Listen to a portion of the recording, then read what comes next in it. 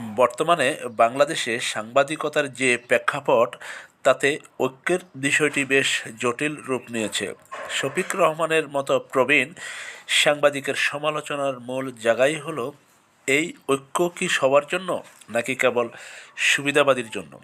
সম্প্রতি প্রবীণ সাংবাদিক শফিক রহমানের একটি বক্তব্য সাংবাদিক মহলে নতুন করে আলোচনার জন্ম দিয়েছে। সাংবাদিকতায় ঐক্যের প্রয়োজনীয়তা নিয়ে কারো দ্বিমত নেই, কিন্তু প্রশ্ন উঠেছে সেই ঐক্যের সময়কাল এবং উদ্দেশ্য নিয়ে। কেন এই প্রশ্ন? তিনি প্রথম আলো ডেইলি স্টারের সম্পাদকের নিকট প্রশ্ন করেন। আজ যখন প্রথম আলো ডেইলি স্টার পুড়িয়ে দেওয়া হলো, প্রবীণ সাংবাদিক শফিক রেহমান মনে করিয়ে দিয়েছেন সেই দিনগুলোর কথা, যখন যায় যায় দিন বন্ধ করে দেওয়া হয়েছিল। নয়া দিগন্ত ও সংগ্রাম পত্রিকা অফিসে আগুন দেওয়া হয়েছিল।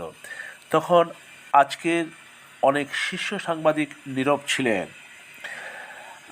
আজকে দেখুন, মতিউর রহমান এবং মাহফুজুর রহমান নিশ্চয়ই তারা এই সম্মেলনের পেছনে একটা বড় অবদান রাখছেন।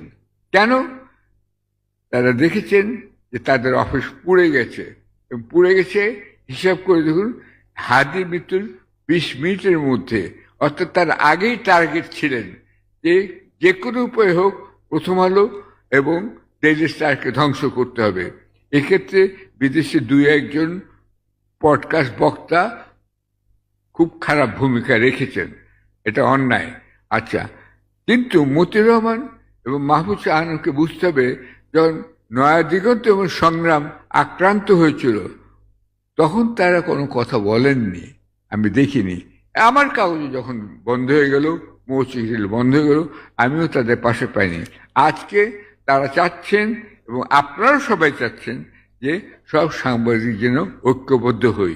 আমিও সেটা চাই, কিন্তু ঐক্যবদ্ধ হতে হলে আপনাদের বিকল্প কিছু আরো গুণ থাকতে হবে।